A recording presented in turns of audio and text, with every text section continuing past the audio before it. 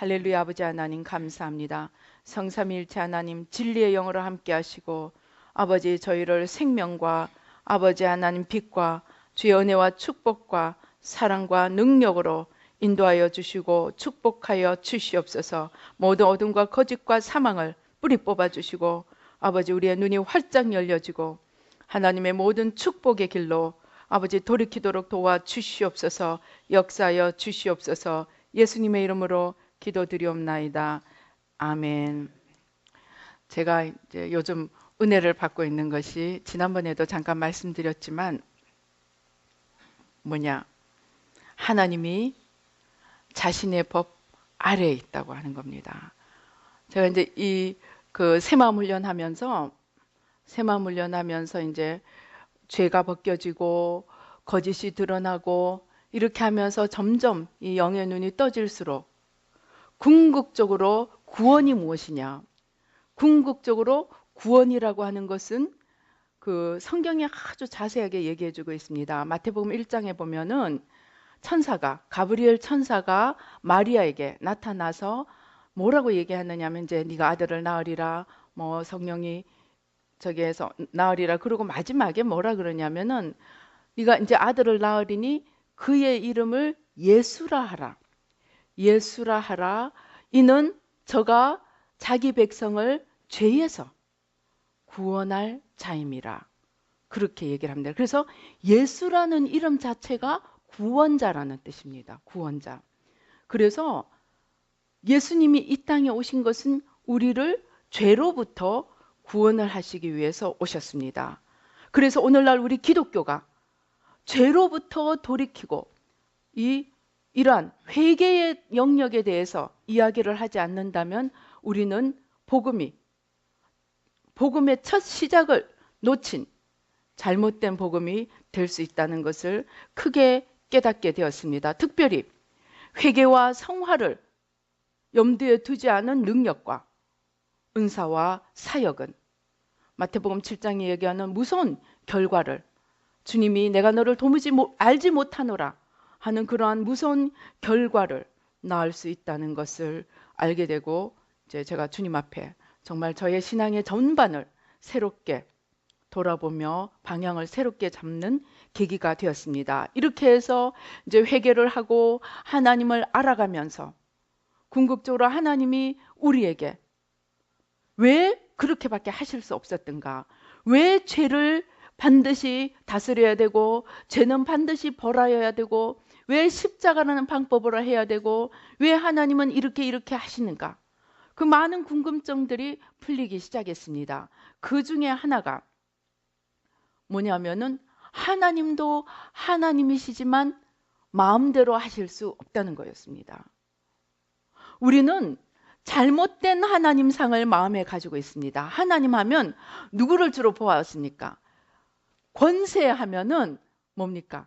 아주 그냥 군림하는 자들을 보았습니다. 짐이 곧 법이다 하는 루이 14세를 비롯해서 정말 능력이 있는 왕들은 군림하는 그러한 것을 보아왔습니다. 그래서 우리도 모르게 여기에 세뇌가 돼 있어서 하나님, 세상의 왕들도 저렇게 군림하고 내 말이 곧 법이다.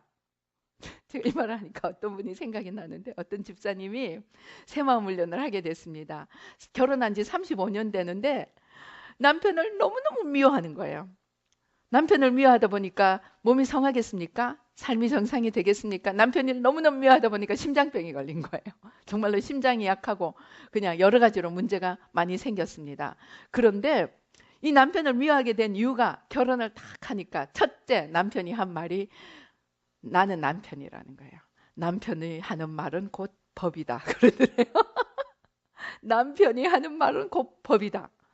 그러니까 여자는 그 앞에서 자기 의견도 얘기하지 못하고 의사도 그러다 옳다는 물론이고 자기 의견도 제시하지 못하는 삶을 35년을 살아온 거예요. 생각해 보세요. 어떻게 되겠어요?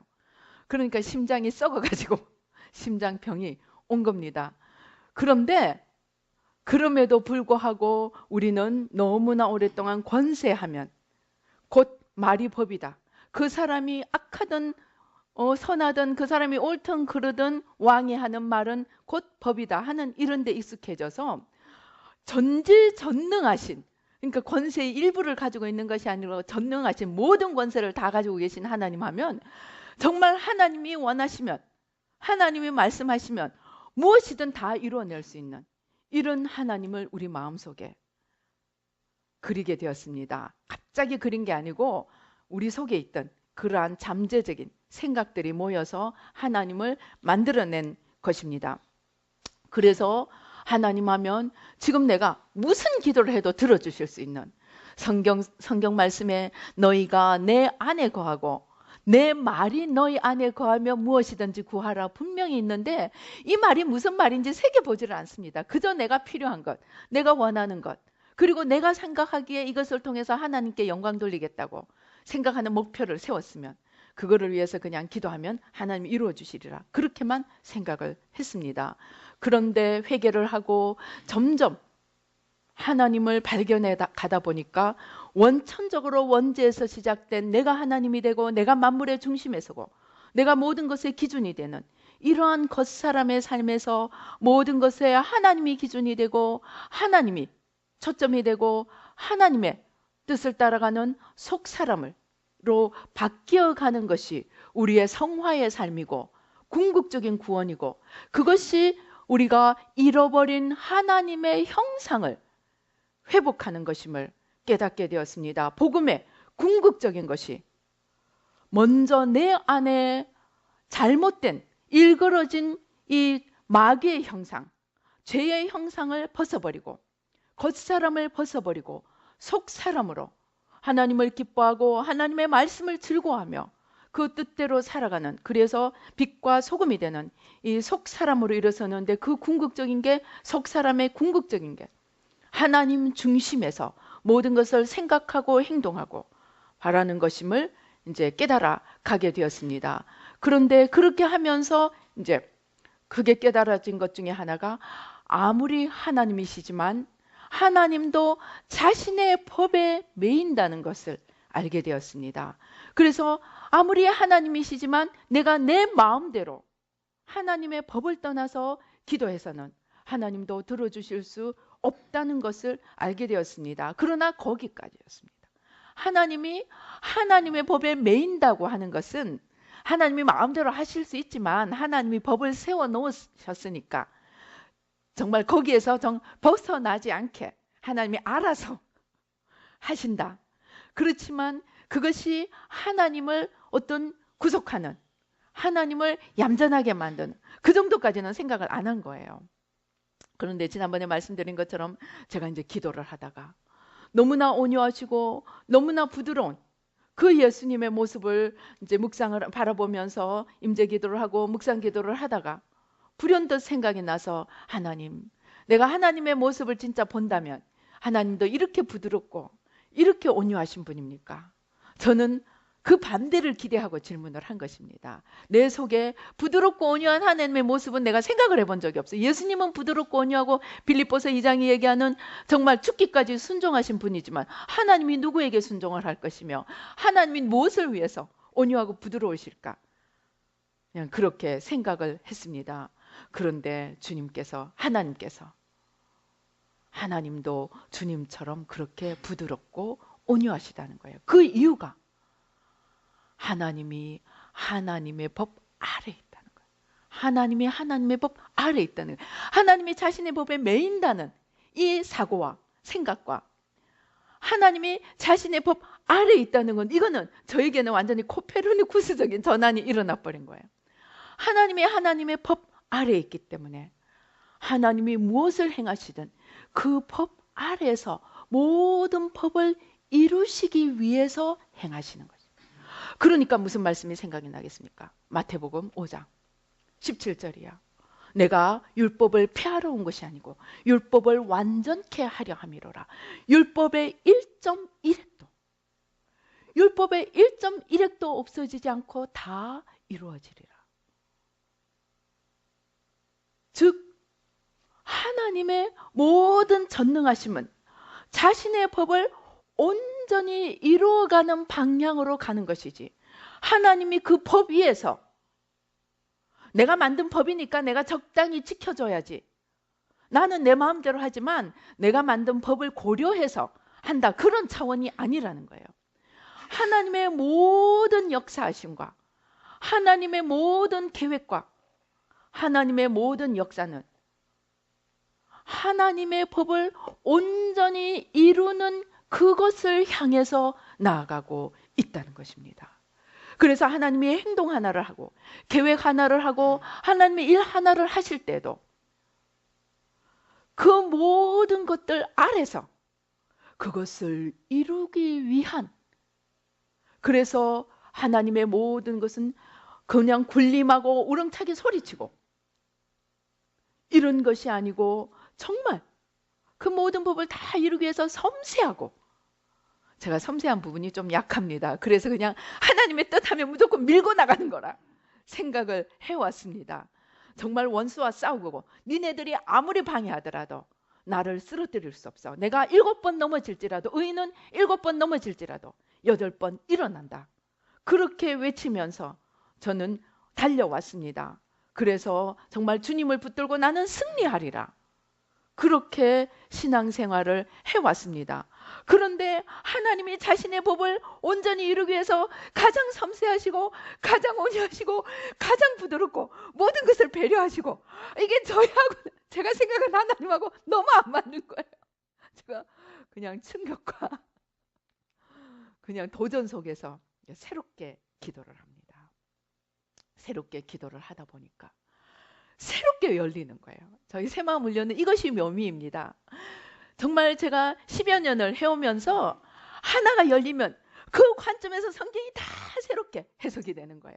그 다음에 또 하나가 열리면 또 그 관점에서 성경이 또 새롭게, 그러니까 내가 열리는 만큼 성경이 밝아지는 거예요. 그냥 처음에는 집 보이고 산 보이고 그냥 강만 보였다면 이제 점점 하나하나 그 안에 있는 것들이 자세하게 보여지기 시작합니다. 그런데 이번에는 좀 왕건이를, 큰 거를 정말 건진 거예요.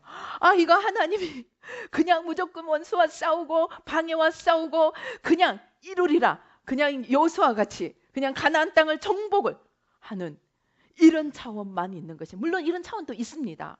그러나 그 모든 것들이 하나님이 군림하고 마음대로 이루어가는 것이 아니고 자신이 세운 모든 법을 이루어 나가기 위해서 온전히 그 법의 율법의 1.1핵이라도 다 이루어 나가는 그 방향으로 하나님 자신이 먼저 걸어가고 계신다는 것을 아니까 성경 말씀이 새롭게 열려지는 거예요. 그 다음에 이제 눈에 보이는 게 뭡니까? 하나님이 말씀하셨습니다. 너희가 이 뭐가 있느냐 하면은 이 에스겔 20장 11절 우리 같이 한번 읽어보시겠습니다. 그것을 한마디로 하나님의 법을 따라간다는 게 도대체 무엇을 의미하는가 한마디로 보자면은 에스겔 20장 11절 우리 같이 한번 봉독하시겠습니다.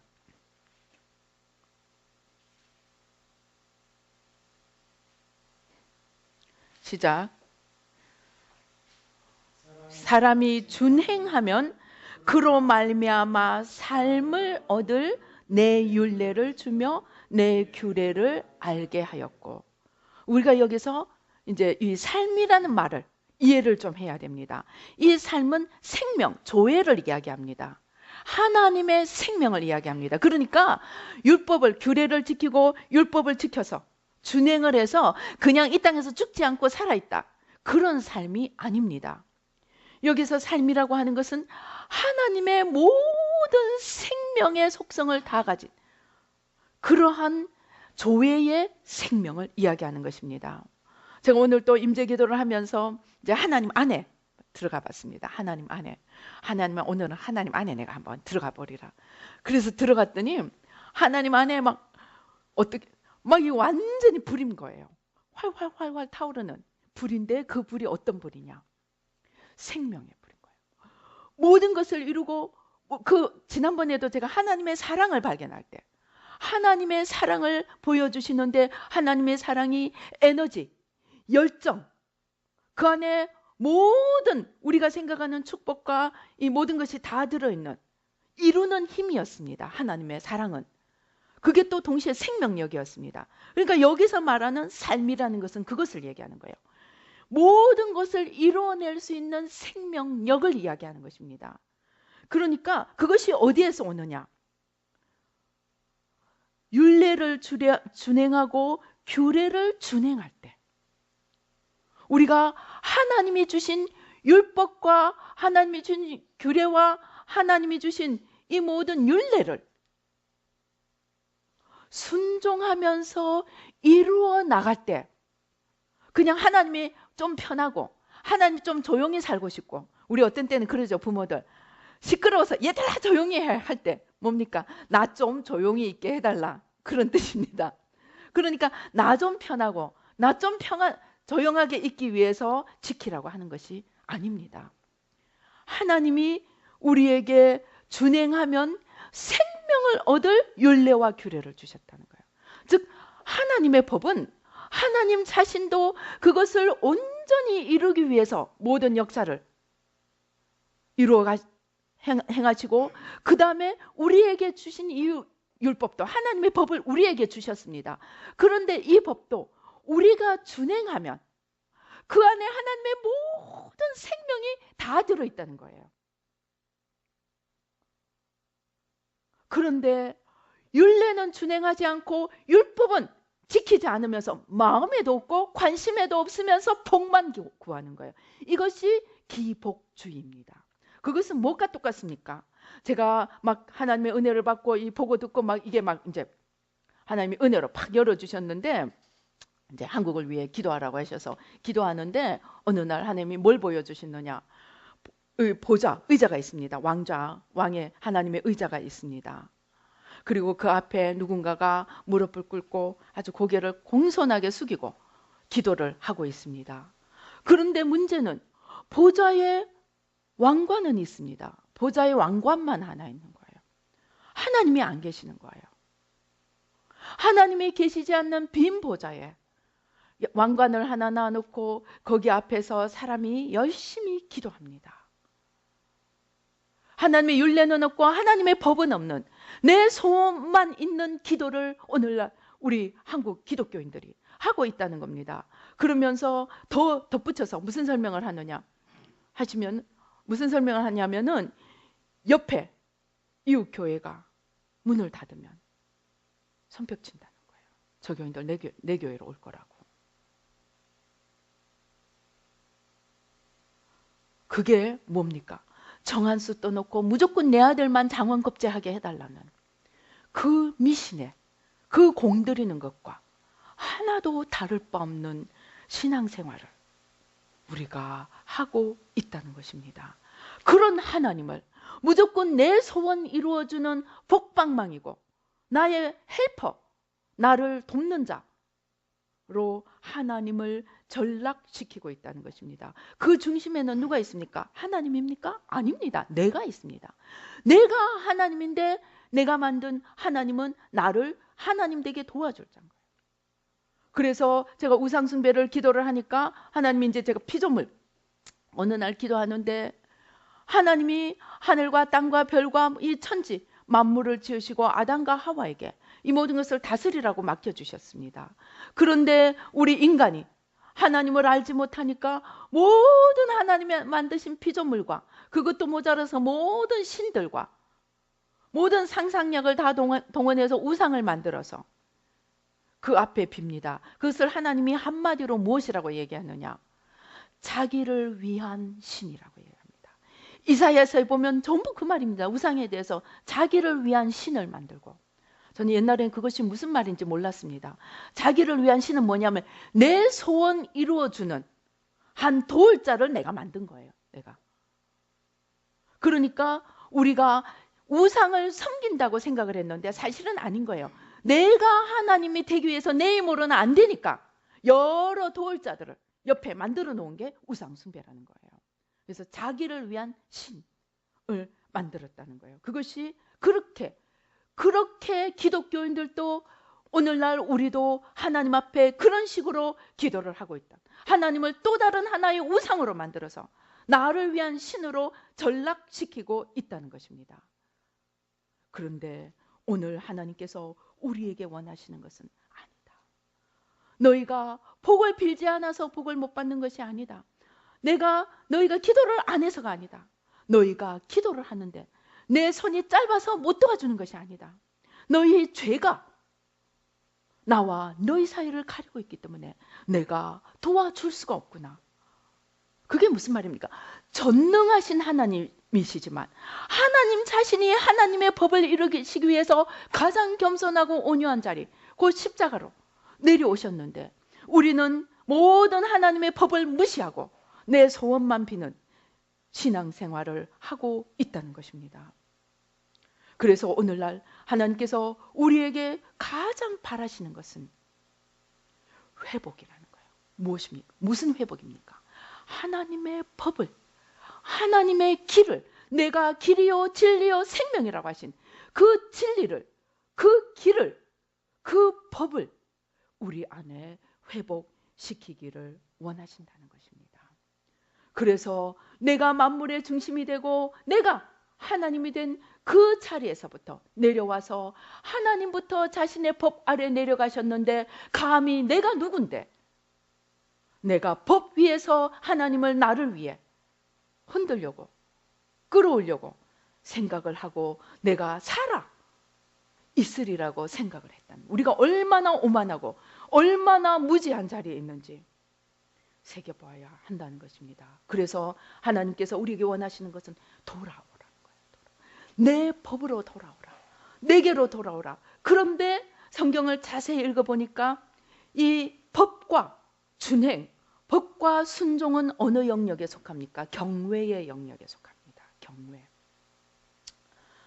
제가 이제 그 영성에 관심이 있어서 스피리추얼리티라는 영성이라는 그 영성의 과목을 이제 공부를 하면서 들었습니다. 그런데 그 교수님이 이제 첫 시간에 질문을 합니다.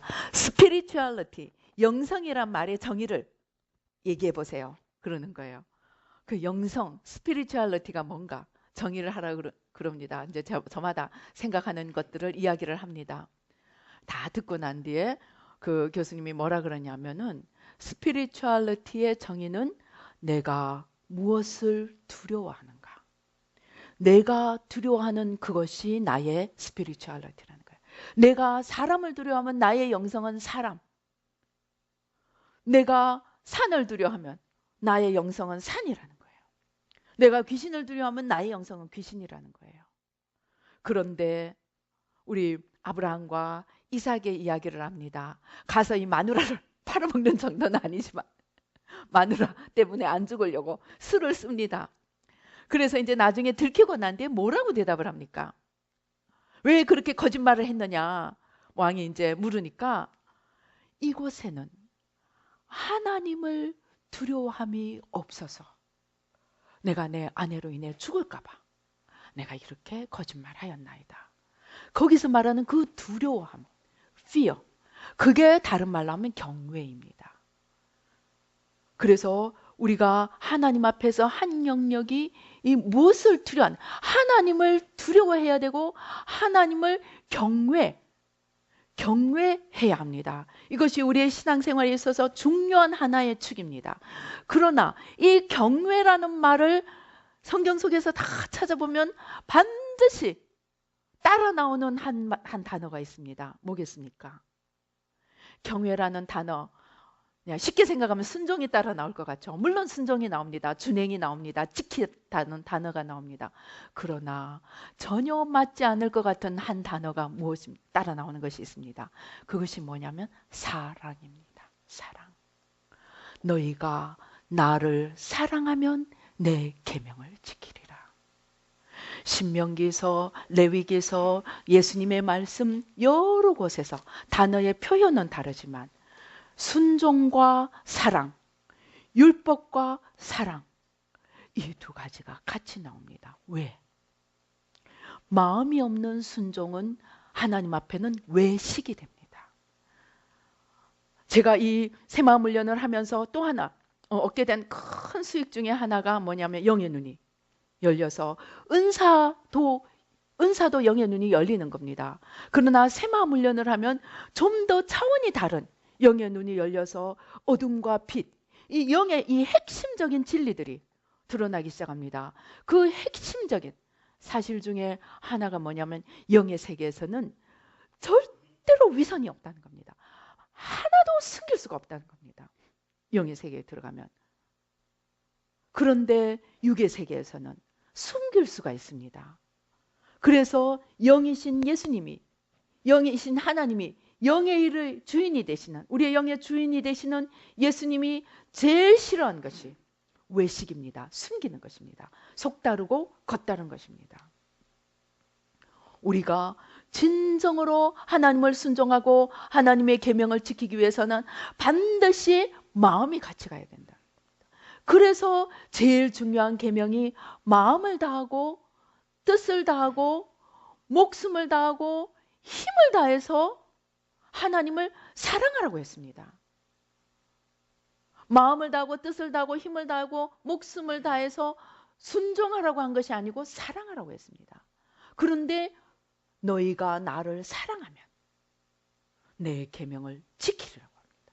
그래서 사랑과 경외는 동전의 양면처럼, 사랑과 순종, 율법과 사랑은 동전의 양면처럼 반드시 같이 가야 되는데 이 중에 어느 하나라도 없어지면 이것은 엉터리가 됩니다. 그래서 지식이 없는 사랑은 자녀를 망치게 됩니다.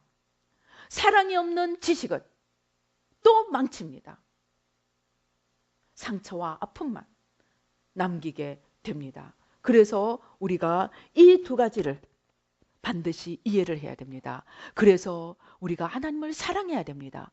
그런데 사랑하기 때문에 하나님의 법 아래 겸손히 내려가서, 그러고 보니까 사실 축복을 기도할 필요가 없어요. 내가 하나님의 법을 순종하는 사람이 되도록 기도하면, 하나님의 법을 따라가면 그 길에는 생명이 있게 돼 있는 거예요. 그 길에는 복이 있게 돼 있는 거예요. 그 길에는 풍성함과 영원함이 없다면 하나님의 법이 거짓이라는 얘기입니다. 그래서 너희가 내 계명을 지키면 천대까지 복을 얻으리라고 한 거예요. 나만 복받고 마는 것이 아니라 자손 만대로 복이 기다리고 있다는 겁니다. 그런데 그 복은 나 혼자 잘 먹고 잘 사는 그런 복이 아니고 하나님의 법을 온전히 1.1회까지 이루어가는 그러한 복이 되고, 그러기에 나도 살고 남도 살리는 그러한 복이 된다는 겁니다. 그래서 우리가 신앙생활을, 우리의 신앙의 방향을 지금 바로 잡아야 된다는 것을 깨닫게 되었습니다. 그러면 개신교가 그냥 입만 열었다 하면 외치는 것이 말씀으로 돌아가자입니다. 그 말씀을 가진 개신교가, 그 말씀으로 돌아가자고 외치는 개신교가 왜 오늘날 생명이 없고, 왜 오늘날 축복이 없고, 왜 오늘날 능력이 없고, 왜 오늘날 사랑이 없이 전부 율법주의자가 되고 바리새주의자가 되고 죽은 정통이 되어갑니까? 내 영혼을 다루지 않는 거예요. 내 영혼이 죄의 길에서부터 하나님의 법에로 돌이켜야 되는데 문자의 법으로 바꿔버리는 거예요. 그래서 우리가 하나님께로 돌아가야 합니다. 돌아가야 하는데 하나님 자신부터 그 말씀 아래 들어가서 모든 것을 말씀을 이루기 위해 나간 것처럼 우리도 말씀 아래로 돌아가야 합니다. 그런데 어디서부터 돌아가야 하냐? 내 마음, 내 생각, 내 안에서부터 돌아가야 한다는 것입니다. 그래서 우리가 물론 축복을 위해 기도해야 됩니다.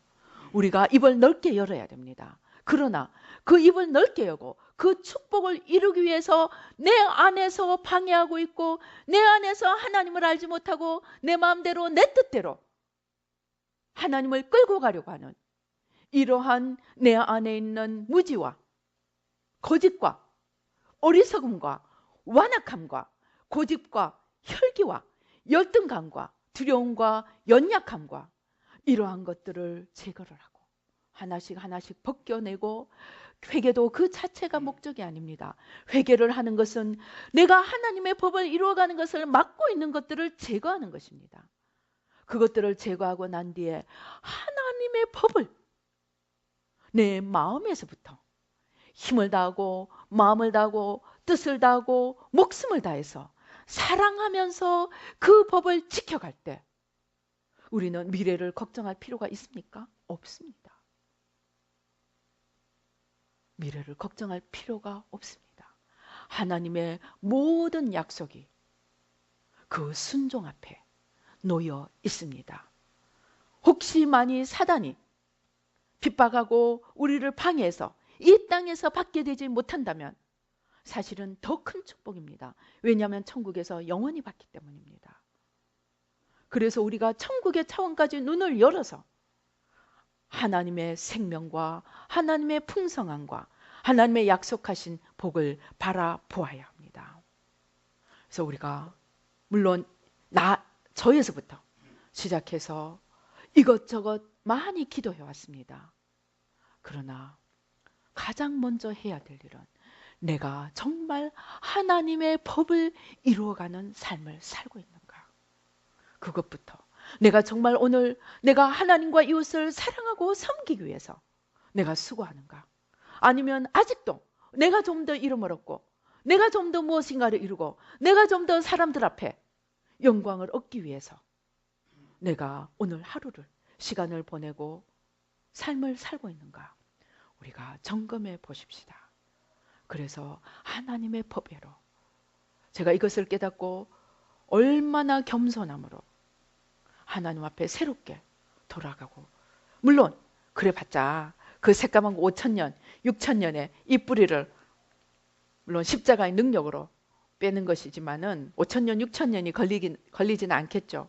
그러나 깊은 뿌리를, 중요한 것은 내가 안다는 것입니다. 내가 죄인임을 알고 내 안에 방해가 있다는 것을 알고 대처를 할 수 있는, 그리고 하나님 앞에 정말 하나님의 뜻을, 하나님의 윤례를 이루기 위해 몸부림치는 삶을 살고 방향을 바로잡는다면 기필코 하나님께서 우리를 도와서 하나님의 뜻 가운데로, 하나님의 축복 가운데로, 풍성한 가운데로 인도해 주실 것을 믿습니다.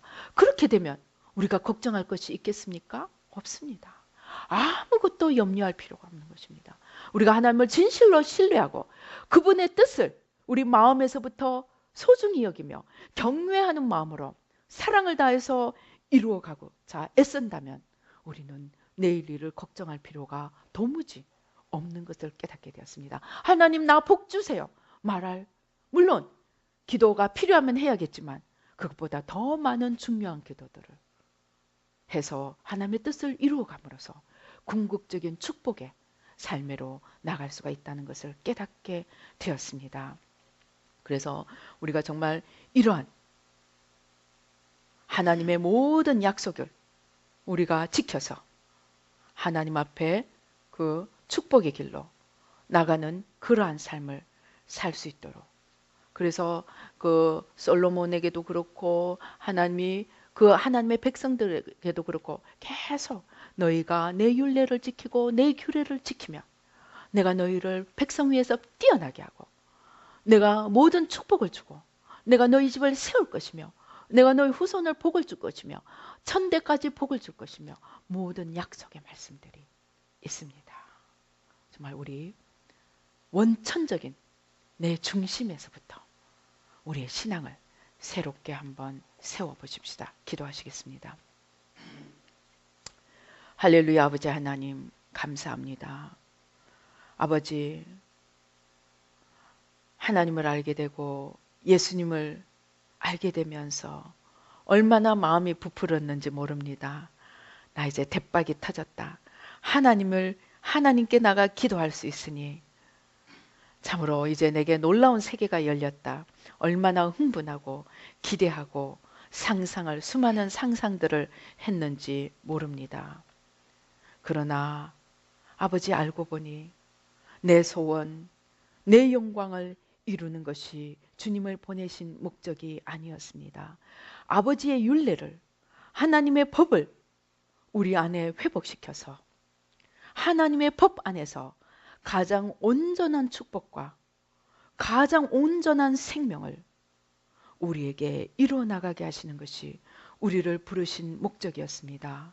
그러나 우리는 순종하기는 싫고 복은 받고 싶어서 이런 편법, 저런 꾀를 다 내면서 아버지 하나님 주님 앞에 나가가 부르짖고 아버지 외치며 하나님이 왜 내 기도를 들으시지 않을까 이상하게 생각한 적이 많이 있음을 고백합니다. 아버지 하나님, 이제 우리의 신앙을 다시 짜기 원합니다.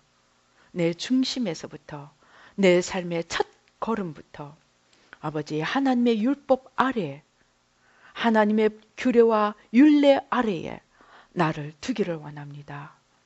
하나님을 경외함으로 사랑하고 사랑함으로 순종하는 삶을 살기를 원합니다. 하나님 도와주시옵소서.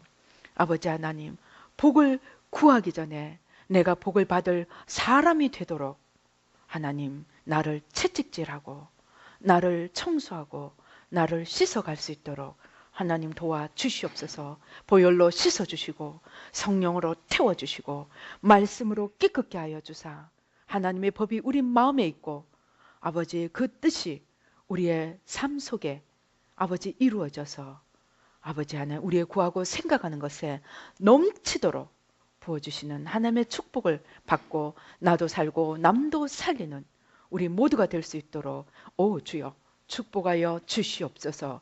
역사하여 주시옵소서. 예수님의 이름으로 기도드리옵나이다. 아멘.